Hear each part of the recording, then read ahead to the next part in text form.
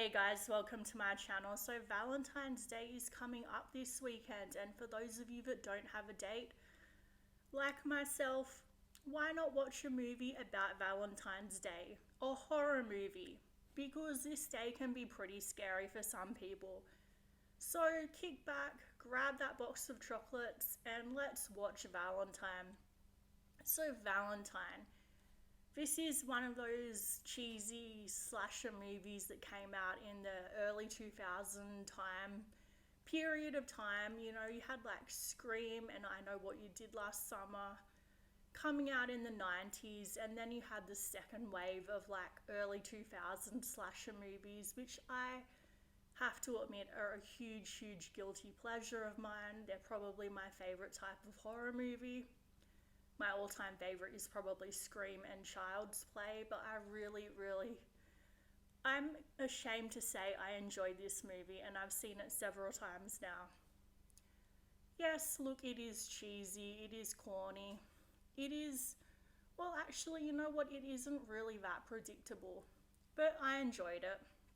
So basically, this movie stars David Boreanaz, I don't know, however you say his name. And a lot of people probably know him as Angel of the possibly the greatest TV show ever made in history, Buffy the Vampire Slayer. He was like the original brooding vampire. Like you had all the other knockoffs that came after him. You know, you had Edward Cullen and the Vampire Diaries, which I've never seen before, but those guys. But he was the original. Anyway, so we have David Boreanaz, and he's playing this guy who is basically, spoiler alert if you haven't seen this movie and you care about it, spoilers.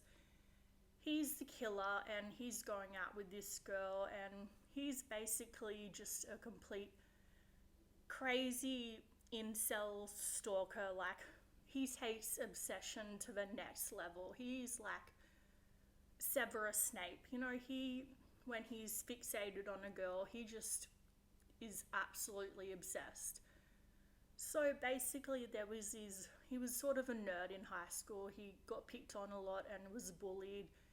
And we see in flashbacks, there was this school dance that happened on Valentine's Day.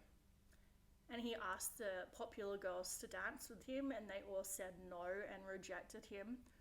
Well, except one girl, which turned out to be his girlfriend. And she's the one that he becomes absolutely obsessed with.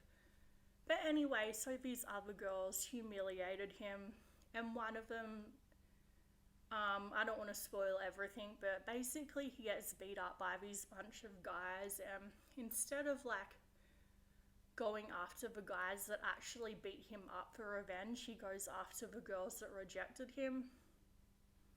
Because I don't know, I don't understand the mind of a serial killer, but yeah, whatever. So fast forward to the future, these women are in like their mid-20s, and they start getting these threatening letters from this stalker who calls himself, I think, like Saint Valentine. And one by one they end up getting killed, and at the end of the movie it's revealed he's the killer, but it's not actually revealed. So the ending scene I found genuinely creepy, because the girl ends up with him at the very end of the movie because she doesn't realize her boyfriend was the killer all along. And at that point he's killed all of her friends. And there's some pretty good kills in this movie, especially one scene involving a hot tub, which made me terrified of hot tubs. That was the death scene of the character played by Denise Richards, who actually, I think she was my favourite part of this movie. I thought her character was really interesting and funny.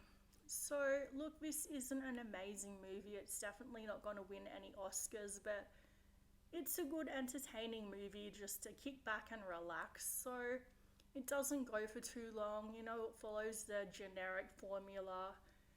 It's got that time capsule of the early 2000 vibe that I love. You know, I love that period of time, and when I watch movies like this, I just feel like I'm transported back into that period of time. So yeah, let me know in the comments down below if you've seen this movie, what you thought of it, and have a good Valentine's Day, guys. Try not to get killed. Thanks.